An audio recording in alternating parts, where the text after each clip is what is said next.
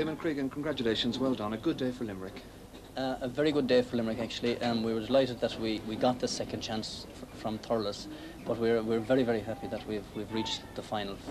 I've heard people say around the ground that Limerick learned the lesson of 2 weeks ago in Thurles. I don't know what they mean by learning a lesson 2 weeks ago. There was a stage there early in the second half when we were in a little bit of trouble, and the thought went through my mind that we were 14 points down against Tipperary, and we came back, and I was afraid that Tipperary would come back in the second half today. You must have been confident, however, after Joe McKenna's second goal, immediately following on your own. No, I'm never confident until the final whistle is gone and we have the score up on the scoreboard that we're ahead. That's the only time that I'm confident. Hurling is too flexible a game. Anything can happen. But somehow Tip didn't seem to be getting any distance in their strikes at all, whereas your lads were going for every ball, attacking the ball the whole time. That's true. That was very noticeable of Tipperary, that they had a lot of bad striking. But maybe it was the fact that we applied pressure on them when they were striking the ball. Now, you face Clare, of course, in the final in Thurles. That's true. That's going to be some match, isn't it? Yes. Well, let me put it this way. Clare have no hang-ups about Limerick. We're next-door neighbours. We know each other from school, practically. And I think there's going to be a tremendous game. Who's going to win is anybody's guess. Your league performance is obviously forgotten about now. Oh, naturally. There's an awful difference between league and championship. Munster Championship is out on its own. It's a different ball game. The ground is hard, the ball is flying. League is slow. More stamina sapping. September 1980 wasn't a good month for Limerick. Will September 1981 be a better? Well, September 1980 was a bad month, but I think we'll learn a lesson from it. We know what it's like to go in overconfident into a final, and I sincerely hope that we've learned a lesson from that. Every success, Eamon. Thank you. Thank you very much. Paddy Kelly, congratulations. You played very well. You must be delighted. Very delighted altogether. You know, it's been a long time coming. And with our bad league campaign over us now, today's win was a great tonic for us and for the team. And your own performance, it must have been one of the best performances you've given for Limerick. It has. I've been there for a long time, since '74 in the subs bench. And it's great to be able to be on the first team and to give a good performance. Has it been a frustrating experience standing back looking at the other Limerick stars reaching All-Ireland finals since that time? Not in a way, you know. People forget that it's a panel that wins All-Ireland and wins Munster titles, not the first 15. And I've always kind of been brought on in there or thereabouts all the time. So in that sense, it wasn't too bad, you know.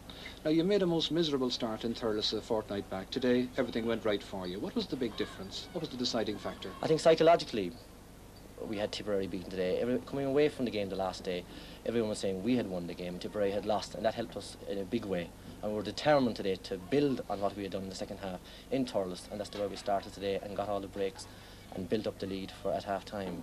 And of course today we're playing in front of your own supporters here in Limerick. It was a help to be able to shoot into our own goalposts, and we knew the ground, and we got a great support altogether from the people of Limerick today. Now, your prediction for the Munster final, how many goals and points will you win by? Clare are another team now. Clare have beaten Cork, and they're on a wave of success at the moment as well. And it's going to be a different game altogether. It's going to be a lot tougher game. And Clare have fallen before, but I think this year that they'll be a little bit more careful and committed, and it'll be a very, very hard game to win and a very, very good game. Mikey Grimes, you had a fine match in the centre of the field for Limerick today. When did you realise you were actually playing on the team? I came in, it was just Thursday, Wednesday night, and I was just said, here, I'll have one go at it again. It was domestic problems at the moment, so they rang me up and I said, okay, I'll have a bet at it. Well, your attitude was right. It was in a way. I was off and on. I didn't touch a match in the league, so I said, I'll have one more bet at it, and that's the way it turned out today. Did brother Eamon Grimes give you any little bit of information or tips beforehand? I didn't meet him at all. Very seldom I meet him. Tell us about the match as you saw it yourself. Well, the way I look at it, the first 20 minutes, the pressure was on all right. But when we got the open space, we took our chances. They came to us. And when the ball broke nicely for us. We got one run, 2 runs, and the points came off for us. They paid and they didn't. They were fine points. Do you practice that, in fact? No, never. Never practice. Just out and hit, God directed. That's all it is. That's the Limerick philosophy, obviously. That's the way I feel it, no. And you broke your hurley, in fact, halfway through that match. I did, with temper. I thought it was wrong. The ref gave a wrong decision and went 6 paces, which I didn't. I thought I didn't anyway. I dropped the ball and picked it again the second time. And how did you break it? Just hit it off the ground. Vengeance, that was all. So that's what's going to happen to Clare if you don't get your way in a Oh, fortnight. I can't say anything. I won't give no comment against Clare. You should be on the team, obviously, on account of your fine performance in a fortnight's time. How do you think things will go against Clare? It'll be a very tight match. It'll be touch and go. It'll be 50-50. As I say, if we get the breaks, we'll do the damage. A happy but come. This is Mikey Grimes for Limerick, suddenly finding space, and that was enough for him. And that's Mikey Grimes. Terrier-like Mikey Grimes coming forward on another exciting solo run. He's been really the star of the Limerick team so far. This is Eamon Cregan, looking at the post and putting it over. And this man, Mikey Grimes, once more, driving Limerick forward, putting it high and putting it over the bar. Oh, what a fine point that one was.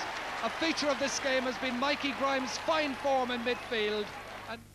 Well, From a tip man who's not too happy this afternoon to a Limerick lad who should be smiling, this is Brian Murphy. Brian, you're happy?